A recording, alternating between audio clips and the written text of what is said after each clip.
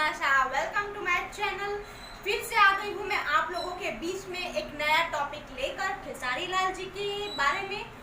ये आप हम बात करते हैं खेसारी जी के बारे में। ज़रूर बहुत ही अच्छा है, मैंने तो बहुत इंजॉय किया है। इसमें अंतरा सिंह ने डुएट किया है, उनकी भी वॉइस बहुत प्यारी है, मुझे बहुत अच्छे लगते हैं अंतरा सिंह भी। उनकी आवाज़ भी बहुत अच्छी लगती है और वीडियो भी बहुत अच्छा है, सेम बॉलीवुड से मैच होता है।